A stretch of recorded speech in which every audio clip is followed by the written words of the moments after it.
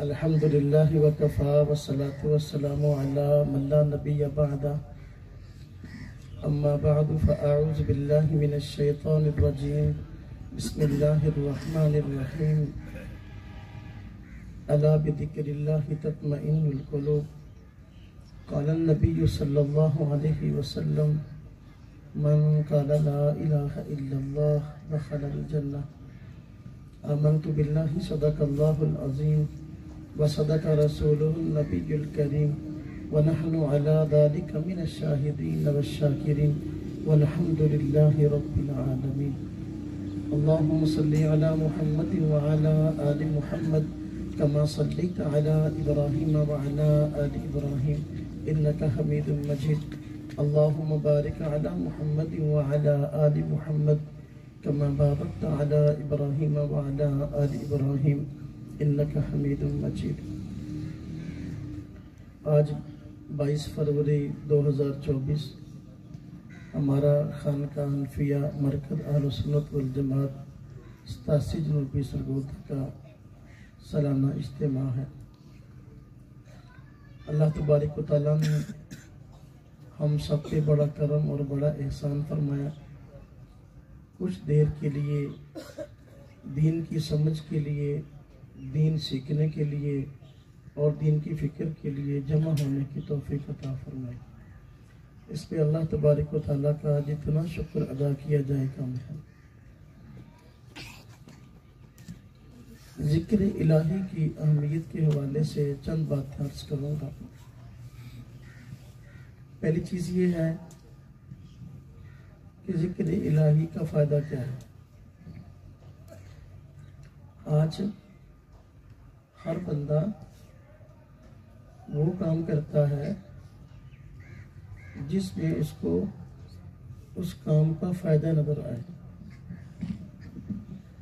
आज मादी असबाब हमारे इर्द गिर्द मौजूद हैं। जब तक किसी चीज़ का फ़ायदा अपनी आंखों से न देख लें उस वक़्त तक अमूमन उसकी तरफ रुझान नहीं होता। जबकि ज़िक्र इलाही ये अल्लाह तबारक व तआला का हुक्म है। अल्लाह पाक कुरान करीम में फरमाते हैं या अय्युहल्लज़ीना आमनु उज़्कुरुल्लाह ज़िक्रन कसीरा। क्या ईमान वालों, अल्लाह तबारक व तआला का जिक्र बहुत ज़्यादा किया करो। ज़िक्र इलाही का अगर फ़ायदा हमारी समझ में है और हमें पता है क्या है तो जिक्र करने को जी चाहेगा। ज़िक्र इलाही का फ़ायदा एक इतना बड़ा और इतना अजीम है कि इस वक्त आज हमारे आलमी मसाइल में से एक बड़ा मसला जिसमें हर बंदा मुब्तला है वो हल हो सकता है। आप किसी भी बंदे से मिलें, उसकी ज़ुबान पर एक लफ्ज़ मौजूद है कि भाई टेंशन बड़ी है। उसको टेंशन का माना आता हो या ना आता हो, लेकिन उसकी ज़ुबान पर ये लफ्ज़ मौजूद है कि टेंशन बड़ी है और टेंशन बड़ी है। कोई बंदा भी आज अपने आप को टेंशन से पाक नहीं बताता। अल्लाह तबारक व तआला ने ज़िक्र इलाही का बड़ा फ़ायदा ये बयान फरमाया है अला बिज़िक्रिल्लाहि तत्मइन्नुल क़ुलूब कि भाई अल्लाह के ज़िक्र से दिलों को सुकून मिलता है। अल्लाह के ज़िक्र से टेंशनें दूर होती हैं। तो अगर ज़िक्र इलाही की कसरत हो जाए तो ये आलमी मसला हल हो जाएगा। जो हर बंदे की ज़ुबान पे ये बात है कि भाई टेंशन बड़ी है तो ये टेंशन दूर हो जाएगी। तो मादी दुनिया में हम सब ज़िंदगी गुजार रहे हैं। जिस चीज़ का फ़ायदा अपनी आंखों से ना देख लें अमूमन उस काम को हम करते नहीं हैं। तो ज़िक्र इलाही का फ़ायदा हम अपनी आंखों से भी देख सकते हैं, इसका मुशाहदा कर सकते हैं। एक बंदा जिसको कल्बी इत्मीनान नहीं है, कल्बी सुकून नहीं है, वो दीवार पे टकरे मारने को तैयार है। अगर जिक्र इलाही करे, तजर्बे से ये बात साबित है। और हम देखते हैं जो बंदा जितना ज़्यादा जिक्र इलाही में मशगूल होता है, अल्लाह तबारक व तआला उसकी ज़िंदगी में उतना ही सुकून अता फरमा देता है। तो फिर जिक्र क्यों ना करें। अल्लाह तबारक व तआला ने जिक्र कसीर का हुक्म दिया है। जिक्र कसीर क्या है? जिक्र कसीर की एक हद हुजूर नबी पाक सल्लल्लाहु अलैहि वसल्लम ने अपने अमल मुबारक से पेश फरमाई है, और एक हद आप सल्लल्लाहु अलैहि वसल्लम ने अपनी ज़ुबान अक़दस से बयान फरमाई है। आपने ज़िक्र इलाही की हद अपने अमल से ये पेश फरमाई कि कसीर ज़िक्र इलाही। आप सल्लल्लाहु अलैहि वसल्लम की ज़ौजा मोहतरमा उम्मुल मोमिनीन हज़रत आयशा सिद्दीक़ा रज़ी अल्लाह ताला अन्हा फरमाती हैं कि आप सल्लल्लाहु अलैहि वसल्लम की ज़ुबान मुबारक हर वक्त अल्लाह के ज़िक्र से तर रहती थी। तो ज़िक्र इलाही की हद ये है कि बंदे की ज़ुबान हर वक्त अल्लाह के ज़िक्र से तर रहे। और ज़ुबान मुबारक से आप सल्लल्लाहु अलैहि वसल्लम ने इसकी हद ये बताई है कि तुम अल्लाह का जिक्र इतना करो, अल्लाह का जिक्र इतना करो कि लोग तुम्हें मजनून कहने लगे, ये तो पागल है कि हर वक्त ही अल्लाह को याद करता रहता है। तो ये जिक्र इलाही की हद है। आज हमारे माशरे में जो लोग जिक्र नहीं करते, उतना ही ज्यादा अल्लाह तबारक व तआला की ज़ात अक़दस से दूर हो रहे हैं। गुनाह जे बंदे से हो जाता है, गुनाह ना होना ये कोई बंदे में बहुत बड़ा कमाल नहीं, अंबिया की शान है कि उनसे गुनाह नहीं होता। इंसान जो है इससे गुनाह होता है। इसके लिए बड़ी परेशानी ये है, गुनाह हो जाए तो तौबा कर। हदीस पाक में आता है जब बंदा गुनाह करता है तो दिल पे एक स्याह नुक्ता लग जाता है, दूसरा गुनाह करता है तो दूसरा स्याह नुक्ता लग जाता है, यहाँ तक कि बंदा जब गुनाह कसरत से करता रहता है दिल स्याह हो जाता है। दिल स्याह होने के बाद फिर भी अगर वापसी का रास्ता इख्तियार न करे, गुनाह छोड़े, दिल पे जाने लग जाता है। फिर भी अगर अल्लाह के नाफरमानी बढ़ता जाए तो आखिरकार दिल पे मोहर लग जाती है, और ये कुफर की कहने की एक आला हद है। मेरे भाइयों, मेरे दोस्तों, मेरे अजीज़ों, अल्लाह तबारक व तआला का जिक्र हमें अल्लाह तबारक व तआला के करीब करेगा। आज हर बंदा अल्लाह तबारक व तआला का कुर्ब चाहता है, तो जिक्र इलाही का एक बड़ा फ़ायदा ये भी है कि इससे अल्लाह तबारक व तआला का कुर्ब नसीब होता है और अल्लाह तबारक व तआला की मोहब्बत में इजाफा होता है। और बंदे को जिससे मोहब्बत होती है, ज़ुबान से उसके तज़किरे हर वक्त ही करता है। तो जिसको अल्लाह से मोहब्बत है वो अल्लाह का जिक्र हर वक्त करे। तो अल्लाह तबारक व तआला का जिक्र, अल्लाह तबारक व तआला की याद, ये एक बहुत बड़ी नेमत है और अल्लाह तबारक व तआला से कुर्ब का बहुत बड़ा ज़रिया है। तो अल्लाह ताला से दूरी ये जिक्र में कमी के बायस है। एक जिक्र न करने की वजह यह भी है कि बंदे का अल्लाह ताला की ज़ात पर ईमान ही नहीं है। एक बंदा जिसका ईमान है और अल्लाह तबारक व तआला को मानता है लेकिन गुनाहगार है। दूसरा वो है जो अल्लाह ताला को मानता ही नहीं है। जो अल्लाह ताला को मानता ही नहीं है, अब अल्लाह तबारक व तआला पर उसको कैसे हासिल होता है? बड़ी खतरनाक बात है। अल्लाह तबारक व तआला की याद ये और अल्लाह तबारक व तआला का जिक्र बंदे को अल्लाह पाक से दूर होने से बचाता है। जो बंदा अल्लाह की याद से गाफिल हो जाता है, उसका नतीजा आहिस्ता आहिस्ता आहिस्ता आहिस्ता आहिस्ता अल्लाह तबारक व तआला की ज़ात से ही ईमान को उठा लेता है। बंदे का अल्लाह पाक की ज़ात से ईमान उठ जाता है। तो जिक्र इलाही का फ़ायदा अल्लाह तबारक व तआला की मोहब्बत नसीब होती है। आज हमारी कॉलेजों में, हमारी यूनिवर्सिटियों में मादा परस्ती के फ़लसफ़े को पढ़ाया जाता है, जिसमें अल्लाह तबारक व तआला की ज़ात अक़दस का इनकार होता है। तो बंदा उस फ़लसफ़े को पढ़ता है। हर इंसान की तबीयत है कि भाई जो चीज़ बंदा पढ़ता है, जिस माहौल में रहता है, उसके असरात बंदे की ज़ात से मरतब होते हैं। तो जब एक बंदे ने कुफरिया फ़लसफ़े को पढ़ना है और अल्लाह तबारक व तआला से इनकार के फ़लसफ़े को पढ़ना, मादा परस्ती को पढ़ना है, तो ज़ाहिर बात है अल्लाह ताला की ज़ात से दूर तो होगा। इसका लाज़मी नतीजा है। आज मुसलमान याद इलाही से दूर हैं और अपने आप को मुसलमान भी कहते हैं। उसकी वजूहत में से बड़ी वजह यह है कि इस फलसफे में बड़ी आम तौर पर लगन का इजहार किया जाता है। एक बंदा मेरे पास आया एक दोस्त के वास्ते से, कॉलेज यूनिवर्सिटी का पढ़ा, उसे तालीम काफ़ी थी। तो दोस्त ने मुझे फ़ोन किया, कहने लगे कि मैंने दोस्त से आपको मुलाकात करानी है। कल मैंने उसने PhD की हुई थी, पढ़ा लिखा बंदा है, लेकिन अल्लाह तबारक व तआला की ज़ात पर उसका इत्तेकाद नहीं है।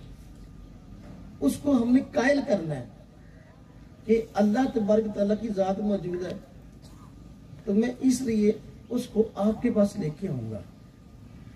मैंने कहा ठीक है, आप ले आना। वो आया, तो तवज्जो कीजिएगा, वो आया तो एहतरामन में खड़ा हो गया, तो मिले। उसने जो दाखिल हुआ, आते ही मुझे कहा अस्सलाम वालेकुम वरहमतुल्लाहि वबरकातुहू। मैंने कहा वालेकुम अस्सलाम वरहमतुल्लाहि वबरकातुहू। मैंने कहा क्या हाल है? तो जो करना,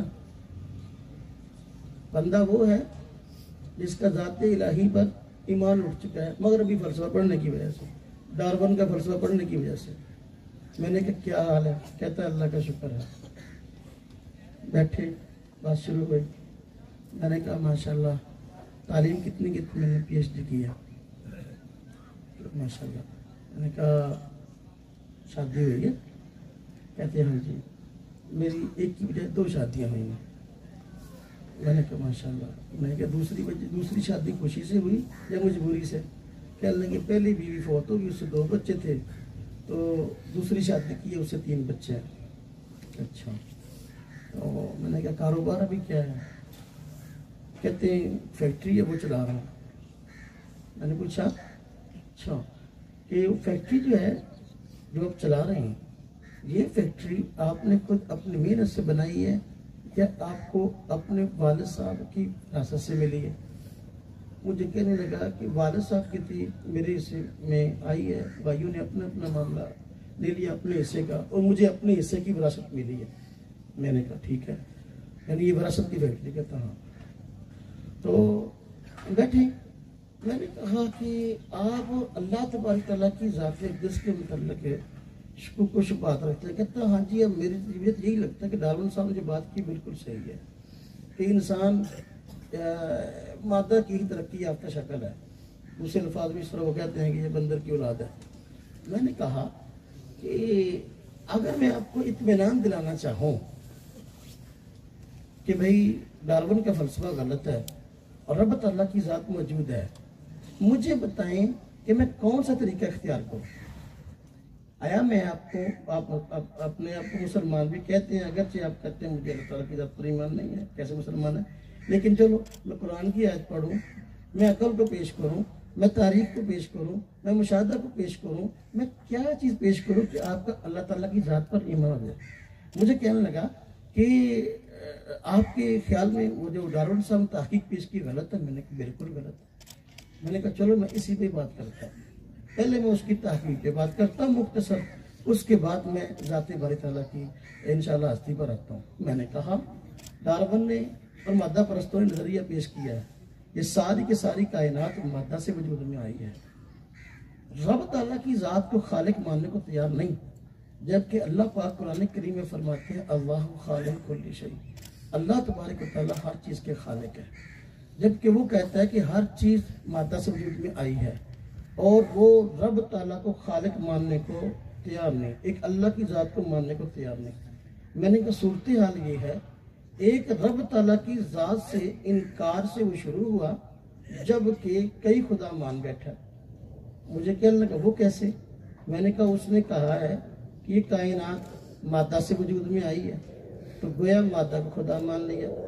हम कहते हैं कि कायनात का खालिक अल्लाह है, और तुम कहते हो कायनात का खालिक मादा है, एक अल्लाह को मान लिया।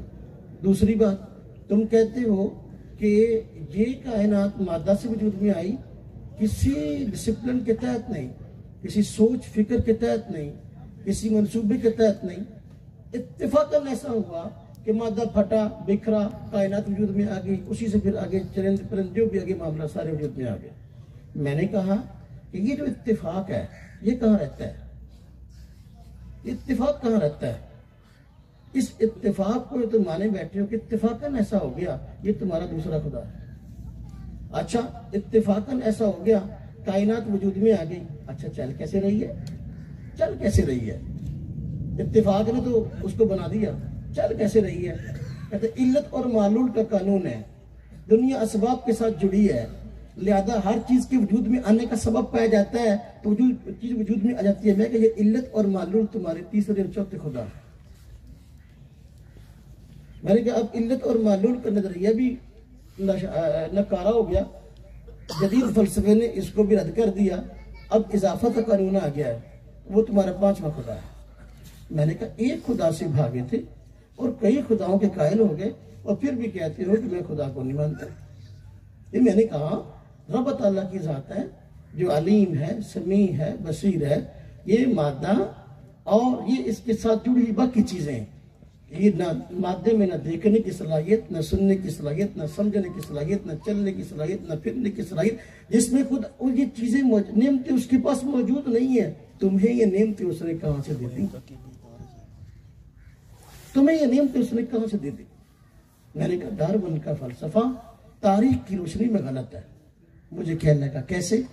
मैंने कहा आज की तारीख को एक तरफ रख दें, आप आज की तारीख से पिछली तारीख अगर कोई लिखी हुई आपकी मालूमात में मौजूद है तो आप मुझे पेश करें। डार्विन से पहले इस तफसील के साथ जो तारीख किताबें पहले लिखी गई हैं उनके अंदर कायनात के वजूद में आने की यही तफसील लिखी हुई जो डार्विन ने कही।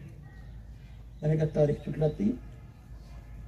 एक तारीख दान भी ऐसा नहीं जो डार्विन से पहले कायनात के वजूद में आने की इस तरह तारीख बयान करता हूँ। ये खालिस मफरूज है जो डार्विन ने घर में बैठ के पढ़े हैं, और जब वो घर में बैठ के पढ़ता था तो बच्चों को भी करीब नहीं आने देता था। बच्चे उसके कमरे में घुसते नहीं थे कि अब्बा जी जो है अब दाखिल हुए तो हमें मारेंगे। सूरत हाल तो उसकी ये थी। घर में बैठकर उसने मफरूजे गढ़े हैं और फिर कहते हैं कि ये हकायक हैं। अगर ये हकायक हैं, डार्विन से पहले तारीख फिर भी लिखी जाती रही, इंसानियत की तारीख है एक, वो तारीख किसने बयान की डार्विन से पहले इस तफसीर के साथ? आप मेरे सामने तारीख की एक किताब रखें, अब मेरी तरफ देखें। मैंने कहा आपका नजरिया ये मुशाहदे के भी खिलाफ है। मुझे कहने लगा कैसे? मैंने कहा मुशाहदे के खिलाफ इसलिए है कि अल्लाह तबारक व तआला ने, मैं कहता हूँ, हर चीज को पैदा किया और एक डिसिप्लिन के तहत पैदा किया। इस कायनात के खालिक भी अल्लाह, इस कायनात को चलाने वाले भी अल्लाह हैं।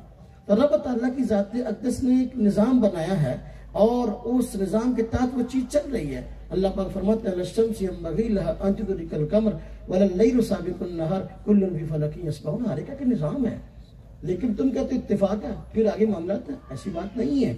मैंने कहा अगर ऐसा है, तुम कहते हो इंसान को जो करना, इंसान ये बंदर की तरक्की याफ्ता शक्ल है।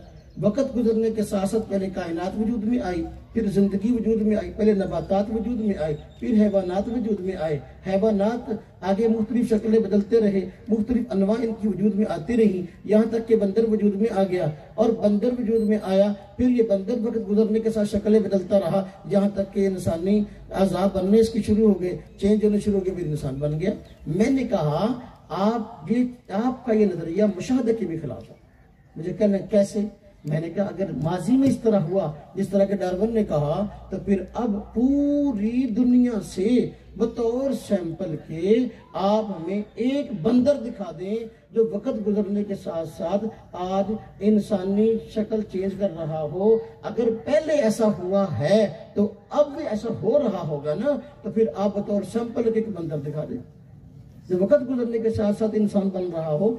आज तो मुश्किल टीवी चैनल बने हुए हैं, जानवरों पर तहकीकात हो रही हैं, तो एक एक जानवर के मुताबिक पूरी तफसील बताई जाती है। इस जानवर का नाम फलां है, इसकी नौ और इस फलां है, इसकी जिंदगी इतनी होती है, रहता फलां जगह पे है, और इसके अपना तवालत व नस्ल का या बच्चों के बढ़ने का, नस्ल के बढ़ने का ये तरीकार है, इतनी इसकी जिंदगी होती है, ये इसकी खुराक है, पूरी की पूरी तफसील है। अगर आप बतौर सैंपल के इस तरक्की याफ्ता दौर में किसी एक बंदर को बतौर सैंपल के पेश कर दें जो वाकई हमारे सामने हम उसका मुशाहदा कर सकते हो कि वक्त गुजरने के साथ साथ ये बंदर था लेकिन अब इंसान बन रहा है, बड़े बड़े अजायब घर मौजूद हैं, बड़े बड़े चिड़ियाघर मौजूद हैं, आप मुझे किसी एक अजायब घर का नाम बता दें जो मैं जाता हूँ आपको साथ देख के मुशाहदा करवा दें, मैं आपकी बात तस्लीम कर लूँगा। अब बच्चों, मैंने कहा मुशाहदे के भी खिलाफ है। अच्छा, अगली बात मैंने कहा ये साइंस के भी खिलाफ है। मुझे कहा लगा ये कैसे, डार्विन तो बहुत बड़ा साइंसदान था। मैंने कहा ये साइंस के खिलाफ इसलिए है कि साइंस जो इल्म है इसकी तारीफ क्या है। साइंस वो इल्म है जिसकी बुनियाद मुशाहदे और तजर्बे पर है। साइंस वो इल्म है जिसकी बुनियाद मुशाहदे और तजर्बे पर है। अगर तो तजर्बा डार्विन को हुआ, तजर्बा दिखा दे, अगर मुशाहदा हुआ तो मुशाहदा दिखा दे। क्योंकि ये बात करता है करोड़ों साल पहले की, उस वक्त तो इसका वजूद ही नहीं था, तजर्बा कहां से ले आएगा, मुशाहदा कहां से ले आएगा। इसने तो वो चीज देखी नहीं, वो हालात देखे ही नहीं। जब उस दौर को नहीं देखा, उन हालात को नहीं देखा, तो ना इस पर तजर्बा पेश कर सकता है, ना इस पर मुशाहदा पेश करता है। साइंस के भी खिलाफ है। मैंने उसे कहा, मैंने कहा देखो तुम्हारा इख्तलाफ इस बात पर है कि डार्विन साहब ने फलसफा पेश किया, बिल्कुल ठीक है, रब तआला की जात पर मेरा ईमान इसलिए नहीं रहा, यशकू शुबहात हैं, डार्विन का फलसफा सही नजर आता है। मैंने कहा आप देख ले उसका हाल। मैंने कहा, उसने कहा है कि बंदर से शक्लें बदलकर तरक्की करके इंसान बन गया। मैंने कहा अल्लाह पाक कुरान करीम में फरमाते हैं कि दुनिया का पहला इंसान हजरत आदम है। पहला इंसान हजरत आदम है। हर बंदा इस दुनिया में इज्जत चाहता है। जब हर बंदा इज्जत चाहता है, आप मुझे बताएं बंदर की औलाद होना इज्जत है या नबी की औलाद होना इज्जत है? मैं कहता हूं हजरत आदम अलैहिस्सलाम पहले इंसान भी थे और पैगंबर भी थे, लिहाजा मैं उनकी तरफ निस्बत करना फख्र समझता हूं। जबकि डार्विन और उसके हमनवा मादा परस्त ये बंदर की तरफ निस्बत करते हैं। बंदा चार बंदों में बैठा हो और कहे कि देखो जी मेरा तसलसल या मेरी तारीख बंदर है, मैं उसकी नस्ल से हूँ, ये बात किसी के सामने करने की है या ये करने की है मैं कहूँ कि मेरा ताल्लुक हजरत आदम अलैहिस्सलाम से है, मैं उनकी नस्ल से हूँ और वो पैगंबर थे। कुरान कहता है वलकद करमना बनी आदम, हमने हजरत आदम अलैहिस्सलाम की औलाद को इज्जत अता की। हजरत आदम को भी इज्जत अता की। जब अल्लाह पाक ने हजरत आदम को पैदा किया तो फिर इल्म के जरिए फजीलत दी। फरिश्तों को बातें न आई जो अल्लाह तबारक व तआला ने हजरत आदम से पूछी और उन्होंने बता दी। फिर फरिश्तों को कहा कि सजदा करो, अब ये आदम की इज्जत है अलैहिस्सलाम। फिर आदम अलैहिस्सलाम की इज्जत है। अल्लाह पाक फरमाते हैं वलकद करमना बनी आदम, हमने हजरत आदम अलैहिस्सलाम की औलाद को इज्जत अता फरमाई है। अल्लाह पाक फरमाते हैं वफज़लनाहुम आलमीन, हमने जहान वालों पर इनको फजीलत दी है। आप बताएं बंदर की औलाद होना कौन सी इज्जत है? चार बंदों के सामने आप बात करेंगे, लोग हंसेंगे। फिर मैंने अर्ज किया, मैंने कहा देखे मैं टू द पॉइंट बात अर्ज करता हूं तेरे सामने। मैंने कहा देखो आज कुरान ने जो इंसानियत की तारीख बयान की है, एक हरफ भी जदीद से जदीद फलसफा आ जाए, जदीद से जदीद साइंसी तरक्की आ जाए, एक हरफ भी इससे आगे नहीं बढ़ सकता। मैंने कहा आज जो इंसान जिस तरीके से पैदा हो रहा है, कुरान ने उसके मराहिल बयान किए। कुरान कहता है इंसान आज जो पैदा हो रहा है, ये पहले माँ के पेट में नुत्फा होता है, फिर ये अलका होता है, जमा वो खून होता है, फिर ये मुज़गा होता है यानी गोश्त का लोथड़ा। उसके बाद अल्लाह तबारक व तआला इसको जिस्म अता करते हैं, फिर उसमें रूह पड़ती है। ये कुरान ने कहा है। आज की जदीद साइंस भी यही कहती है कि वाकई आज जो इंसान पैदा हो रहा है, तवज्जो करना, आज जो इंसान पैदा हो रहा है और उसका जो निज़ाम है माँ के पेट से आने का, पैदाइश की जो मराहिल हैं जो कुरान ने बयान किए हैं, साइंस इसको मिन्नो अन तस्लीम करती है कि वाकई माँ के पेट के अंदर यही सिलसिला होता है। जब इस बात तस्लीम करती है, आज के इंसान के मतलब कुरान ने तहकीक पेश की है वो बरहक साबित हुई है, तो दुनिया के पहले इंसान के अंदर तहकीक पेश की है वो गलत कैसे होगी? आज के इंसान के मतलब जो तहकीक पेश की है वो ठीक है, साइंस कहती है। मैंने कहा देखो, अगर आप कहते हो कि ये बंदर से तरक्की है तो शक्ल है, पहला इंसान बंदर से वजूद में आया। मैंने कहा, मैं कहता हूँ नहीं, हजरत आदम अलैहिस्सलाम पहले इंसान है, अल्लाह पाक ने उनको पैदा किया है, अल्लाह पाक ने उनको पैदा किया है, अल्लाह पाक उनके खालिक हैं।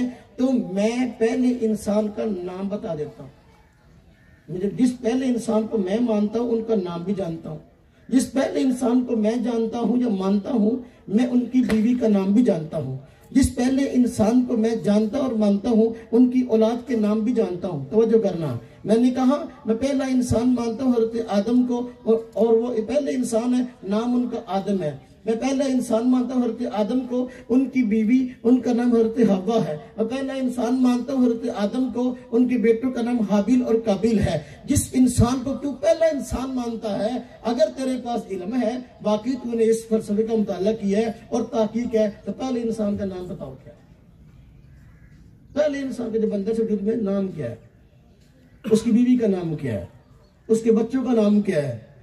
और मेरे मुंह की तरफ देखे, मुझे कहने का मौसम ये सवाल तो कभी किसी ने आज तक किया नहीं है। मैंने कहा ये नहीं किया ना, तो फिर मुझे बताएं कि ये सवाल हमारे पास से मिलेगा, इसका जवाब भी हमारे पास से मिलेगा। हम कहते हैं आज के इंसान के मुताल्लिक जो तहकीकात वो कुरान ने पेश की है, साइंस उसकी मिन्नो अनदाइद करती है, तो फिर दुनिया के पहले इंसान के मुताल्लिक जो तहकीक कुरान ने बयान की है उसको भी मानना पड़ेगा। समझ आई बात? और मेरे पास आया तो मैंने कहा मेरे पास आए, आपने अमलन मुझे ये बात कही या कौलन ये बात कही, कौलन मुझे बात कही कि मेरा रब तआला की ज़ात पर इत्तिकाद नहीं रहा। मैंने कहा लेकिन आपका अमल ये बता रहा है कि रब मौजूद है। मुझे कहने लगा कैसे? मैंने कहा मेरे पास आए, आपने आकर मुझे कहा अस्सलामु अलैकुम वरहमतुल्लाहि वबरकातुहू, तो मैंने कहा वालेकुम अस्सलाम वरहमतुल्लाहि वबरकातुहू। हालांकि जिस बंदे का अल्लाह पर इत्मीनान नहीं है, अल्लाह पर इत्तिकाद नहीं, अल्लाह को मानता नहीं, तो वह अस्सलामु अलैकुम वरहमतुल्लाहि वबरकातुहू क्यों कहता है? मैंने आपसे पूछा क्या हाल है, आपने कहा अल्लाह का शुक्र है।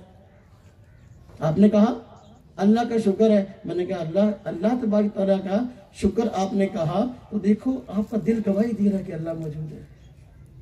मैंने आपसे पूछा कि आपकी शादी हुई, आपने कहा एक नहीं दो हुई।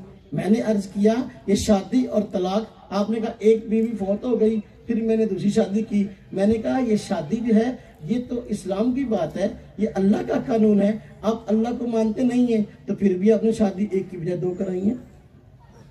फिर आप शादी ना कराते, ऐसे किसी लड़की को पकड़कर अपने साथ रख लेते, तो आपका अमल अल्लाह की वजूद की गवाही दे रहा है। मैंने कहा मैंने आपसे पूछा आपका कारोबार क्या है, आपने कहा कि मेरा कारोबार है कि मेरी एक फैक्ट्री है। मैंने पूछा फैक्ट्री कहाँ से आई, आपने कहा कि वालिद साहब की विरासत से आई। मैंने कहा ये विरासत का मामला ये तो अल्लाह का कानून है, एक बंदा बाप फौत हो जाए उसकी जायदाद से बेटा वारिस होता है, ये अल्लाह का कानून है, ये मादे का कानून थोड़ी है। अगर आपका अल्लाह की जात पर ईमान खत्म हो गया तो फिर अपने अब्बा जी की फैक्ट्री को छोड़ दे। अब मेरी तरफ देखिए, मैं कह रही ये कैसी बात है? मैं क्या देखो आपका जो अमल है ना ये बता रहा है कि रब मौजूद है। फिर मैंने उसे कहा आप तजर्बा करें, मेरी आपसे इसमें आपकी गुफ्तगू है। मैंने कहा आप तजर्बा करें, आप घर में जाएं, आप कहते हैं डार्विन का नजरिया ठीक है और मादा से कायनात वजूद में आई है, तो ठीक है। अगर आप इस नजरिए पर अड़े हुए हैं, आप जाएं घर में, 10 दिन की आपको मोहलत है। आप, क्योंकि मेरा मुझे जिक्र इलाही था, मैं तो कहीं और निकल गया इस बात को समझाने के लिए कि जिक्र से दिलों को सुकून मिलता है। मैंने उससे ये बात कही इस आयत की बिना पर। मैंने कहा देखो आपका इत्तिकाद मादे पर है, मेरा इत्तिकाद अल्लाह पर है। अगर आपके मसाइल अल्लाह को याद करने से हल हो तो फिर समझे अल्लाह मौजूद है। अगर आपके मसाइल अल्लाह को याद करने से हल ना हो तो फिर आपको शक शुबा हो ना। आप घर में जाकर रात को सोने से पहले कम से कम एक तस्बीह 10 दिन आप मादा के नाम पे कर लेना, 10 तस्बीह 10 दिन एक तस्बीह जो है आप अल्लाह के नाम की कर लेना। आप रात को शुरू से पहले कहना मादा मादा मादा मादा, एक तस्बीह रात को करके सोना, 10 दिन ये करना। फिर इसका नतीजा क्या है वो आप जरा नोट कर लेना। उसके बाद 10 दिन आप ला इलाहा इल्लल्लाह की तस्बीह रात को सोने से पहले कम से कम एक तस्बीह करके सोना। फिर आप देखना कि वाकई आपको सुकून मादा मादा करने से मिलता है या अल्लाह अल्लाह करने से मिलता है। बात समझ में आई? मुझे कहना चलो मौलाना साहब आपकी कुछ बातें मेरी समझ में आई है तो मैं ये तजर्बा भी करके देख लेता हूँ। चलो जब 20 दिन बाद मैंने उसको खुद फोन किया, मुझे क्या लगा मौलाना साहब मैं आपको फोन करने ही वाला था। वाकई बात समझ में आ गई कि तजर्बे से ही बात समझ आ गई कि वाकई हमारे हालात हमारा दिल अल्लाह के वजूद की गवाही दे रहा है। और मैंने 10 दिन अल्लाह अल्लाह की तस्बीह की जिक्र किया, वाकई मेरी सारी टेंशनें दूर हो गई। मादा मादा करने से मुझे कोई सुकून न मिला, अल्लाह अल्लाह करने से वाकई मुझे दिली इत्मीनान हो गया, मेरे दिल की दुनिया बदल गई। बात समझ में आई है? अब ये जिक्र इलाही की आदत कैसे पड़ेगी? मकसद तो जिक्र है, जिक्र कसीर है। तो ये जिक्र वालों के पास बैठोगे तब, जिक्र वालों के पास बैठोगे तब। एक अल्लाह वाले थे, एक दुनियादार डॉक्टर के साथ एक जगह पर जमा थे। डॉक्टर साहब दिल के मरीज थे। इन्होंने कहा कि भाई मैंने फलां दिन दिल का ऑपरेशन करना है तो आप भी तशरीफ ले आइएगा। वो अल्लाह वाले भी तशरीफ ले गए। अब वहां डॉक्टर साहब दिल का ऑपरेशन कर रहे हैं तो दिल धड़क रहा है, वो देख रहे हैं कि दिल कैसे धड़क रहा है। तो डॉक्टर साहब कहने लगे कि दिल जो धड़क रहा है ना इससे आवाज आ रही है, लगता है ये आवाज यूं है कि दिल धड़कता है ना, ये आवाज यूं है गोया कि एक तरफ की आवाज में हब हब है, दूसरी तरफ की आवाज में डब डब है, यानी hub dub hub dub hub dub, ये आवाज है मेरा ख्याल है दिल से आ रही है। डॉक्टर साहब ने तो अपने तजर्बे से बात की तो अल्लाह वाले जो करीब खड़े थे उन्होंने कहा ये हब डब की आवाज नहीं, ये रब रब की आवाज है। किसकी आवाज है?